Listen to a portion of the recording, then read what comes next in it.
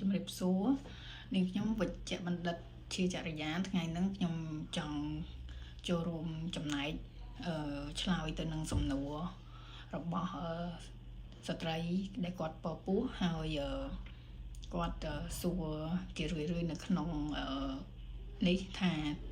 គ្រប់ខែតែអត់ឈឺពោះសម្រាលចា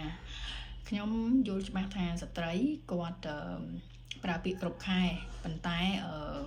បើសិនជាគ្រប់ខែតែមិនទាន់ឈឺពោះសម្រាលហ្នឹងគឺភាគច្រើនគាត់រាប់ទៅតាមខែកាលណាផ្ទៃពោះចូលដល់9ខែគឺគាត់ហៅថាកូនគ្រប់ខែប៉ុន្តែដោយឡែកនៅក្នុងភាសាបច្ចេកទេសពេទ្យដែលហៅថាកូនគ្រប់ខែគឺយើងរាប់នៅពេលដែលផ្ទៃពោះហ្នឹងនៅចាប់ពី37សប្តាហ៍រហូតទៅដល់40សប្តាហ៍នៃការបាត់រដូវអញ្ចឹងចំពោះពាក្យថាកូនគ្រប់ខែគ្រូពេទ្យគឺយើងសំដៅទៅលើអាយុគាត់តើគាត់គ្រប់ខែហ្នឹងគ្រប់ខែនៅក្នុងសប្តាហ៍ទីប៉ុន្មានឧទាហរណ៍ថាគ្រប់ខែនៅ37ឬគ្រប់ខែនៅ38 39 40ឬក៏40អាទិត្យរហូតដល់ពេលខ្លះទៅអូសបន្លាយទៅដល់41អាទិត្យចាអញ្ចឹងតកតងនឹងថាគ្រប់ខែតើឈឺពោះសម្រាលហ្នឹងគឺត្រូវមើលតើផ្ទៃពោះហ្នឹងនៅសប្តាហ៍ទីប៉ុន្មានហេតុអីនៅទីនេះយើងអត់អាចនិយាយជាបច្ចេកទេសរួមថាគ្រប់ខែអត់ទាន់ឈឺពោះធ្វើអីដើម្បីឲ្យឈឺពោះសម្រាលយើងអាចចែករំលែក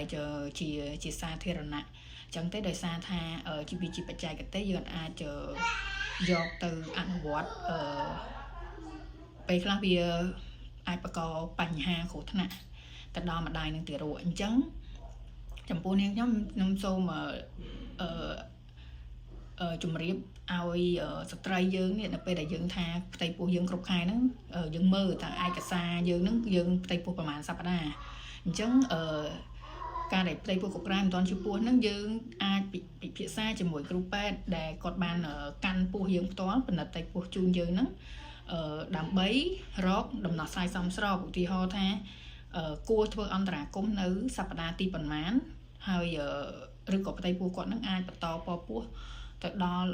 ប្រហែលសប្តាហ៍ហេតុអីពីព្រោះការអន្តរាគមន៍កណ្ណាលឿនពេកអាចបង្កឲ្យមានកូនកើតមកនៅស្ទើហើយអាចនៅហត់នៅអីតែបើសិនជាយើងទុកយូរពេក